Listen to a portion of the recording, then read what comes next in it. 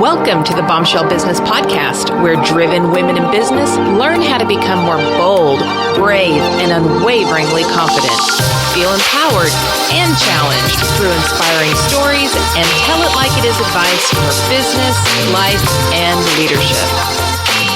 Hey, Bombshell. Welcome back to the Bombshell Business Podcast. I'm your host, Amber Hurdle, and I am so thankful that you are taking your precious time to spend with me and today's guest, one of our Bombshell Business experts, Emily Murnen of Wild Elm Events. Let's see if I can even talk correctly today. Emily Murnen of Wild Elm Events. But before, I always love to do a shout out. And so right now I'm in the habit of doing some shout outs for book reviews on Amazon. I have not given y'all any attention. I'm always talking about the podcast ones. And of course, we'll come back to that. But let's take a look here. PK says, if you want to be a successful entrepreneur, read this book first. And by book, I mean The Bombshell Businesswoman, How to Become a Bold, Brave Female Entrepreneur, which is available on Amazon, Books A Million, Barnes & Noble, Target, and Walmart. I believe Walmart still has it. So let's start over. If you want to be a successful entrepreneur, read this book first. Amber not only teaches basic steps to be a successful entrepreneur, but does it in a way that you can understand and remember. I have been a successful woman entrepreneur for almost 50 years and am still motivated by Amber's can-do attitude. This easy read book would have saved me many sleepless nights and relentless worry, plus the thousands of dollars on seminars, consultants, and other books. If you have a good product that you believe in, and if you follow the basic principles in this book, you will be successful. Thank you so much, PK, for leaving that amazing review for the Bombshell Businesswoman. And of course, everyone, I don't read these to pat myself on the back. I read these because A, I want to acknowledge that you're taking the time to do it. And B, because it helps so much when other women are trying to find a podcast to listen to, a book to read, an app to download. When you leave these reviews, that helps them make the decision. And then you know the value that you get out of this. And that's the same value they're going to get. So in essence, you are helping other women pursue their dreams when you do things like this. So it just really helps with the visibility. So if you have not reviewed the podcast or the book, or especially the app, since it's so new, we need lots and lots and lots of reviews for that. I would cherish if you would take the time to do that. And speaking of the app, if you have not downloaded the Bombshell Business app, then please go to either the App Store or Google Play. And the app is actually, the short name of it is Bombshell Biz, B-I-Z, Bombshell Biz, all one word. It's called the Bombshell Business app by Amber Hurdle. So if you search any of that, then you can download it. And then there's all kinds of good stuff in there. So like the podcast is in there. And instead of having to go to the website to download whatever we talk about, or to we might put something in the show notes that is a link so that you can, research something further that one of our guests talks about.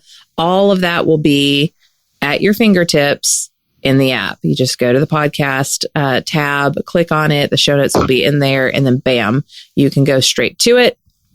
Because I know that our relationship is on your phone. So this is a matter of convenience for you. And I hope that it is a huge value to you. All of the worksheets that I've ever put out that's on there. There's a chat wall, so you can chat it up with me and the experts.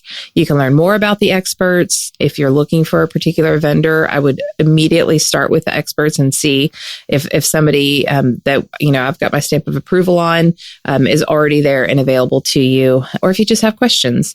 There's so much more than that. Of course, there's videos and all kinds of goodies in there. So check it out. And then, of course, be sure to leave a review in the App Store or on Google Play. So now's the time that we get to work. There's not a lot of fluff in this podcast. Today, we're going to be talking to Miss Emily Murnen. We are talking about why you need to plan now, yes, still in 2018, while you need to plan now for your 2019 event. And I know you're familiar with Emily if you're a listener of the podcast, a regular listener. But just in case you're not, let me tell you about her. She is the founder of Branch Out Experiences, which is curated events that bring together established women entrepreneurs for community, growth, and adventure. We all love adventure.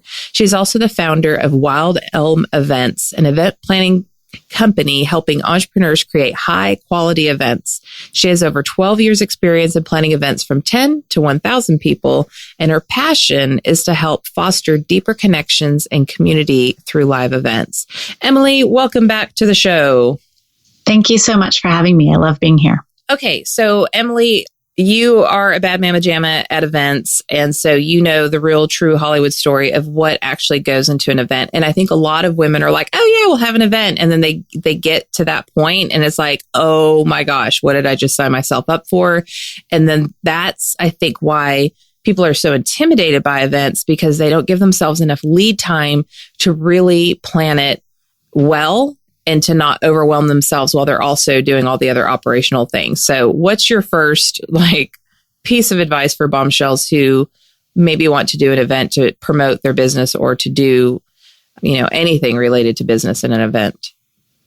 Yeah, basically what you said, give yourself as much time as possible, because there is so much that goes into planning a successful event. There's so many different pieces that need to come together to plan the successful event. And an event is a reflection of your brand, and you don't want to cut corners. You want to give yourself plenty of time to tackle all the steps and details involved to create the event you desire. And there really is so many little details that are involved. And even people think, oh, I'll book a venue or I'll pick a date. But before you even do that, you need to think about your purpose and do a lot of work on the front end before you can even start doing any of the actual logistics of an event. So give yourself plenty of time to do the planning, and don't think, oh, I'll just plan something in 2 months and then it will work. And it can work, but is it really going to be at the caliber of event that you want to be for your brand? Yeah. And obviously, I totally believe in brands being a belly-to-belly, events being like a belly-to-belly brand experience that is irreplaceable. I mean, there's nothing like a live event to me, my opinion, but that's where you actually connect with people. And whether that is in person or, sometimes we could do them online, no matter what, the amount of intention and thought that goes into that is pretty extreme. And you don't really realize that if you're not, a seasoned event person like Emily or like myself. So we've talked to Alex Hubenthal this quarter, and we've talked about, how now is the time to plan for your goals for 2019 and therefore your budget, because, you don't want to be planning your budget at the beginning of the year. You want to know how you're going to finance everything now so that you can hit the ground running in 2019. So if you're planning an event in 2019, then there's going to definitely be a budget associated with that, which means you need to be thinking about that now, right? That's exactly right. And that's the thing too, is there's some stuff you need to do even before the budgeting, which is why you need to get that done, figure out what the purpose of the event is, and what you want the flow is, and what the purpose for you is, as well as the purpose for the attendees. And then the piece is the budgeting and the pricing. Especially now at the end of 2018, we definitely need to be creating our 2019 budget. And the way I do a budget for an event is I almost do a reverse budget. I start and gather up what it's going to cost by, contacting the venues that I want. If I'm having speakers, what are their costs? And I factor in every single piece that's going to be part of the budget. And this is the part that a lot of people miss, is they'll get the big expenses like the catering, the venue, the marketing, but they'll miss some of the smaller ones. Is there going to be some gifts? Are there credit card payment fees, like a website domain? There's just so many little pieces to a budget, but you want to make sure that you include all of that. And so I price out all of my expenses first, and then I look at, based on those expenses, what my per person price would be, based on about 60% of my desired attendee number, especially if you're starting out for your first event. So you want your budget to be based on about 60% of the attendee number that you want, just to be realistic. And then whether that per person price seems high or low, I adjust the budget numbers accordingly.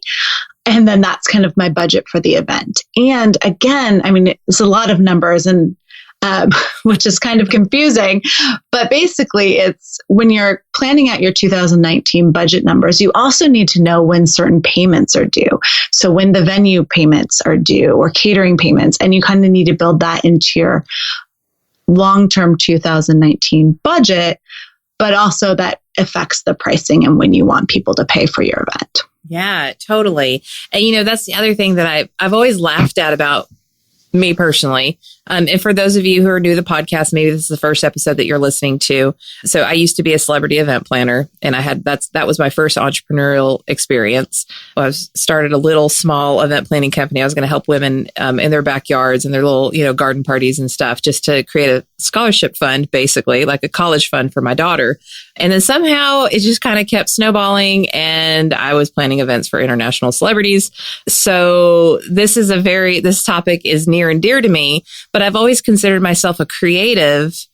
But like the very first place, and of course, back to what's your goal? What does this mean for your brand? What are you trying to accomplish with this? What kind of experience and what do you want your attendees to believe about you? What action do you want them to take? I mean, the whole purpose of the event obviously is the first thing, but then after you get that under control, the first thing you do is budget. And so like I know you do. I lived in spreadsheets all the time, always messing with numbers, always like adjusting percentages and trying to figure out how to make the puzzle work. And when you think of yourself as like a super creative person, you don't give yourself credit for all the mathematician stuff that you're doing. So I'm saying this, A, to encourage you, and then B, to also, for all of you people that, and Velvet Machete moment coming out, that you're like, oh yeah, I'm so good at planning parties. Planning like a dinner party at your house and planning a business event, two different things. So if this is not your jam and you're unwilling to do numbers, then you might want to actually talk to a professional and rant. Okay. Yes. I mean, and it is. The budget's almost one of the biggest pieces because it's a lot of time, it's a lot of effort, but it's worth it because if you don't do it properly, you're going to lose money on your event and you aren't going to make the profit on your event. And then nothing feels worse if you're then feeling resentful of this event that you're losing money on and you're not going to be able to show up. And then again, that is a reflection on your brand if you don't feel good about the event you're putting on because you're losing money on it because you didn't budget properly. Yeah. And if it fails, and not to be doomsday, because I mean, if you do it and you do it to the best of your ability, people are going to see that and they're going to recognize it. And it's not going to be your best ever, but it's going to be the best that you could do now. And so I want you to go out and try it or do it and don't hold back. But if it's not great because you didn't adequately plan for it and it's chintzy or it's disorganized, people are going to experience your brand in that way. And then that's what they're going to believe about you. So if you don't want people to think that you're chintzy and disorganized, you really need to listen to Emily's advice in this episode. So let's talk a little bit. You made such a great point about deposits are due and final payments are due, or maybe a second payment is due. And that's all different based on each vendor. So where do you even begin? So you have your budget, and I love that number you give me or you gave us. People are always asking I don't even know where to start. 60%, easy peasy. I don't even think I had that in my arsenal, Emily. So thank you. Yeah. I mean, especially if someone's doing their first one, it's kind of that, good, better, best numbers of if 60% of your desired number attends, that's awesome. That is great. And that's what we want to kind of build that budget on. And then if 80% come, that's even better. And then if 100% come, that's the best. So with that, you're wanting to look at venues and finding ones that have some flexibility, of numbers, and that's always helpful, as well as ones that'll work with you on payment plans and not expecting, most won't expect all of it up front. One of the reasons why you need to start planning now for your 2019 event is Because everyone is doing it, especially if you have a larger event. Normally, that's not a reason to do something, but in terms of booking a venue, that is a reason. Because if you have a vision in mind for your event, other people are booking their venues 6 months to a year out. And so if you end up wanting to do something really short notice, especially the larger the event is, you're not going to have very good options. And your opportunity to negotiate is going to be a little bit harder as well. Yeah. So like you're wanting to now start looking at the venues as well as speakers. If you're having speakers at your events, those can be booked out 6 months to a year in advance as well. So that's one of the reasons why I encourage people, even if they're thinking, summer of 2019, that seems so far away, but you really need to start looking into those things that are going to be booked if you wait any longer. Yeah. And a lot of times you're not just competing with other people who are doing, business related events or conferences. You're competing with brides. And brides started Pinteresting their wedding when they were teenagers, and they have booked the venue just in case they got engaged 5 years in advance. That is what you're competing against, people. So take Emily seriously when she says book your venue as soon as you know, like your date and your budget and all that good jazz. So, and it might be that your date is contingent upon which venue you can secure. All the more reason to, get that nailed down ASAP and not be running around like crazy trying to figure that out. Right. And I mean, when you have kind of, that 6 month to 9 month lead time in terms of planning your events, you also are flexible in your dates versus short notice. You might, people have conflicting schedules. So then trying to match up venues and speakers and all of that becomes just so much harder. Yeah. So, okay. So now we have our budget. Well, we have our goals. We have the vision. We know what we want to accomplish with this event. So we know the end game. And so now we know like the value of the event to our business, whether you're trying to make a profit or it's a marketing event or, whatever that is for you. Because some people are doing like events to promote their business. Other people are doing like conference type events or a seminar, like a personally hosted seminar as opposed to, doing their seminar at somebody else's conference. So there's all different kinds of events that you might be interested in doing for your business. So first is the vision and the goals. Second is your budgeting, the pricing and all the mathematics of it all. Then you book your venue and your speakers because that requires the longest lead. And it also helps you determine when your event can actually be. And then what's the next step? The next step's the marketing timeline. And again, the longer the event, the longer lead time you need for your marketing. So if it's a multi-day event, you're going to need to start your marketing, much sooner than if it's just a one-day workshop. So it depends on if people are traveling. But no matter what, you want to give yourself ample time to market the event, especially if it's your first event.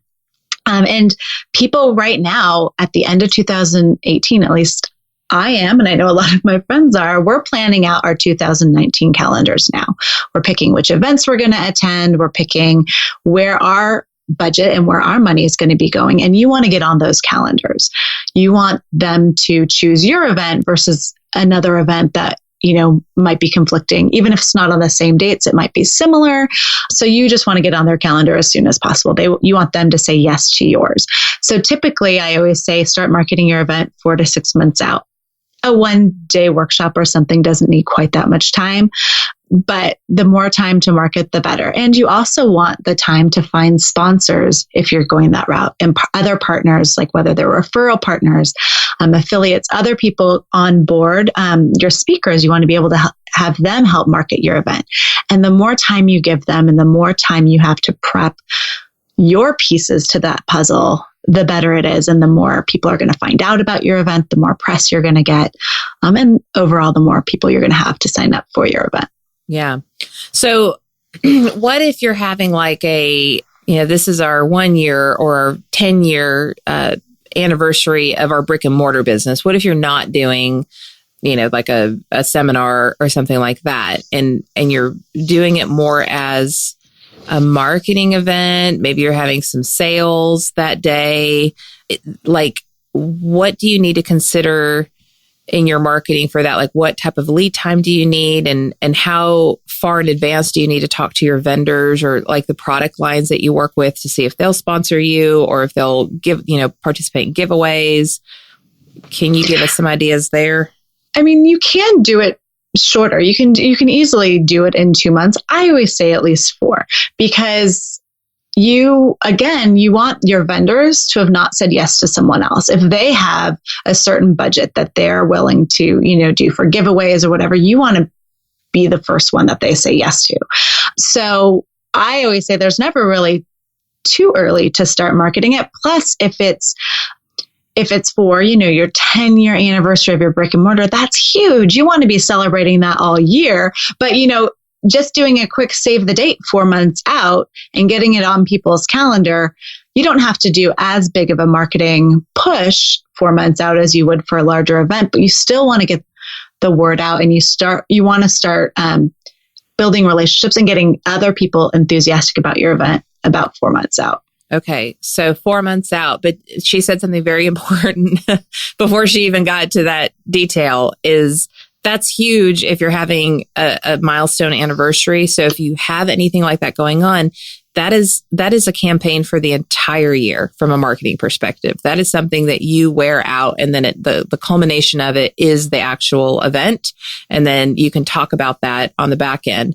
And something, Emily, that I love, one of the reasons why I love using events as a marketing tool is from a marketing perspective, you can talk about it leading up to it. You could talk about your sponsors. You could talk about your customers. You could talk about the speakers. There's all kinds of stuff you can use content wise.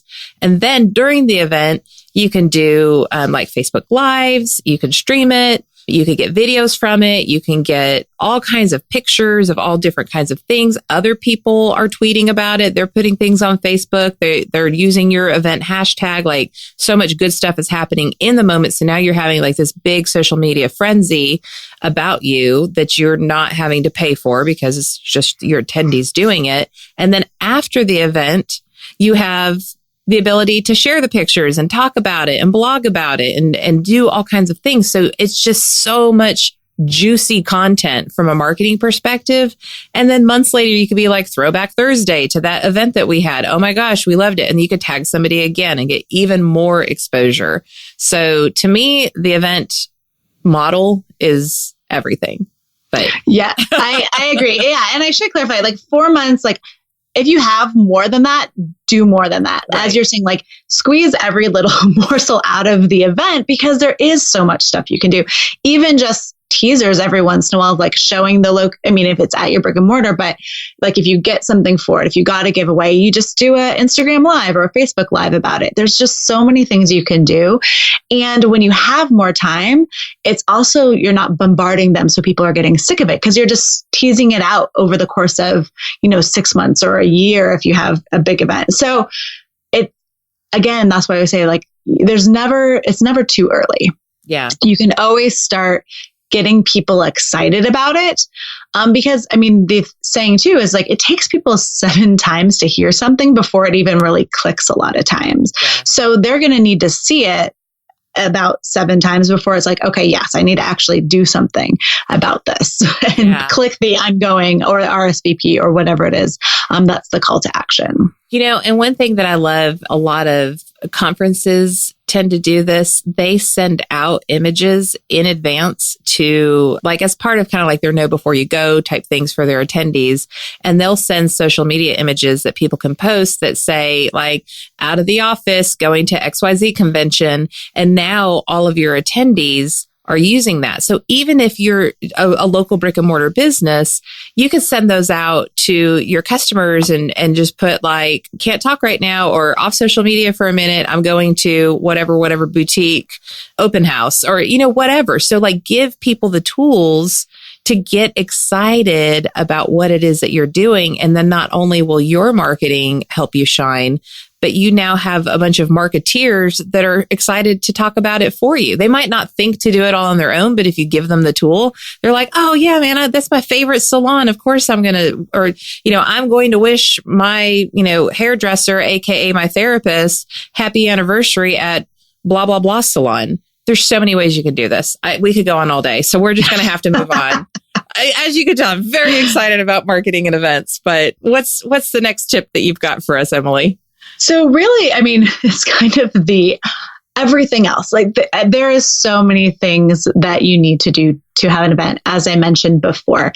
And it would be way too long to go into them in a podcast, but there are if there's going to be gifts or swag, again, I mentioned earlier, sponsors, or if you're having like partners, there's other communication that you need for an attendee. You want to come up with the timeline, the flow, the catering. There's just so many little pieces that you need to put into place, and you don't want to rush it. You really want to make sure that you're giving yourself plenty of time to do all the pieces, especially because marketing takes up a lot of it. And you don't want to be so caught up in the marketing that you kind of leave some of the other details in place, or vice versa. You get all the other details and then you realize that your marketing hasn't been there. So really, the reason why you should be starting right now to plan your event for 2019 is because there's a lot of details to work out, and you want to put as much into it as you can without, neglecting the rest of your business, or without feeling just completely rushed in it. Yeah. And wouldn't you say that a big part of the in advance planning, and again, this is one of the pitfalls that I see over and over again, is the delegation. Like, who is responsible for what? Like, not only leading up to it, but day of. Definitely. Yes. That is a great point, is if you have a team, definitely figuring out who is doing what with all the upfront pieces. And you definitely should have someone there, whether it's someone on your team. And if you don't have a team, you find someone for this day, because they need to be the one who is dealing with all the details so that you can really be present and engage with the people who are attending. You don't want to make sure that the catering is there, or, the napkin, anything, any detail that you have, you don't want to have to be the one who's trying to figure all that out the day of to make sure things are in place. You want to have your right-hand person to be there to really make sure that everything's flowing smoothly, so you can put the most into making sure your events are there, having a good time, and getting what they're needing out of the event. Yeah, totally. I'll put a link into the blog post about my book launch party. It was packed. I mean, it was just crazy. It was super awesome. I had the great fortune of being able to work with all the vendors that I used to work with when I had Planet Nashville. So that made things very easy. They know my style. I know they're going to take care of me. Like, I didn't have to give them tons of detail. I was like, I kind of want this ish, make it happen, because I totally trust you to do your job. So there was that side of things. But there was all the little itty bitty things that we needed to do beforehand. And of course, I don't have a huge staff, but my team came that night. And one was, responsible for some very specific things. And then I had my girl squad. I had my girl squad at my house a couple of days before. We stuffed all the bags. One of their daughters, came, and, we made sure that all the giveaways were taken care of. They got there early that day. My husband knew what he was supposed to do. I had some other friends who helped tear down and everything. And that could have been like the worst experience ever if I would have just been like, oh, I can do it. Like, Jeff and I can do it. Jeff and my kids and I can do it. Like, it'll be fine. Like, it will not be fine, because it's so much work, and you don't even realize necessarily what all needs to be done until you're in the moment. And you're like, oh, didn't think about that. Good thing Judy's here. And, while Cindy's doing this and Steph is doing that, Judy can go run to the store real quick and make that happen. Or you might show up to an event, and there's, I say this over and over and over and over again. And I say it because of my event planning background. It's control the controllables, because the uncontrollables are coming. So if you don't do everything in your power to plan for everything that you know to plan for, then not only are you going to be dealing with all of that, but then you're going to be dealing with the emergencies that happen as well. And I don't know about you, Emily, but I used to just tell my event staff all the time, like, 3 things are going to happen tonight. 3 things are going to happen. And so embrace it now. Know that 3 major things. a tent is going to fall. The pizza machine is going to break. The celebrity who is supposed to be here is going to be broken down on the side of the road. Like, get okay with that right now. And then that's just going to be our baseline and we can handle it. And that is completely how we approached events. And then I had a little sign in like the breakdown area that was like, only good attitudes allowed. Like, I don't care what happens tonight. There's going to be a friggin' smile on your face. Yeah. I mean, what you said is so true. Like, get as much, do everything you can, because there is always something unexpected that happens. And if you're the type of person who can't handle or think on the spot, then potentially events, like, find someone who is to partner with, because there is always going to be something that doesn't go quite right or just needs a last minute decision. There's always something that comes on that you need to think on your feet and be okay shifting or doing something slightly different and having a good attitude with it. Yeah. So Abby said in her episode earlier in Q4 here, she said her mantra when it comes to like our social media and content planning and everything is, blessed are the flexible, for they will not get bent out of shape. I love that. That is awesome. I'm like, oh my gosh, how did I not know this for so many years? And I think that applies, in all circumstances, but especially in events. Like, you just have to roll with it. You do. You do all the planning that you can do. And then the day comes. And the last thing that you want to do is be running around like a chicken with your head cut off, making everybody around you upset, like your mom, on Thanksgiving morning, trying to get everybody to like clean the house and, all that kind of stuff. You want to enjoy it and you want to be proud of the work that you've put into it. So let's do a little recap here. Starting out, we do the planning, the visioning, the goal setting. What's the goal for the event? What's the goal for you and your business? What's the goal for the attendee? And then Emily's next tip is to make sure that your budgeting and your pricing is locked in. A huge reason why you need to start the process the year prior, and now is a good planning season for 2019. Then you want to get those big boulders secured, booking the venue and booking your speaker, because then you can be really definitive about the date. And now you actually can start working on a plan. Did you notice that we had 3 things there before we could even start talking about like the ultimate plan in terms of like marketing and promoting your event? And then you go into your marketing timeline. You want to give ample time. Emily said if it's a multiple day event, you need more lead time. Of course, people have to plan for travel and all that kind of stuff. And if it's a local event, definitely 4 months out in advance at least. And then don't rush the planning, because there's lots of itty bitty, tiny little details that you need to think through. And one more thing on that, one thing that I always do when I'm working on an event, and I do this at the beginning and I do it throughout the planning, and I always do it like literally the day before to make sure I'm not missing anything, is I visualize, like I think of myself pulling up to the event. What's that experience like? Where am I parking? Am I lost? Do I know where I'm supposed to go? Are there signs to get me to where I need to go, or are signs even necessary? What does it feel like when I walk into the event? Is there somebody there to greet me? Is there a registration table? Are there tchotchkes that need to be given out at that time, or are they given out on the way out? What is the food situation? Like, what's the flow of the room? What am I smelling? What am I seeing? Is there a coagulation anywhere because we put this too close to this, and there's going to be a line at the bar and there's going to be a line at the book signing table, or whatever that thing is. And then what does it feel like when I leave? And then what's my role in that event? Is it something that I need to be moving and shaking and meeting and greeting, and so I need other people to deal with the logistics of it?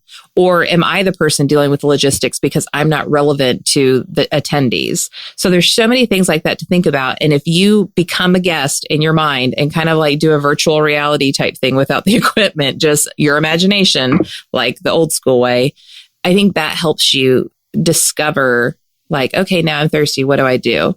Okay, I'm talking to somebody and I want to get away from them. What activity is there to do to be like, oh, look at that. I need to go, blah, blah, blah. Think about it from your guest perspective.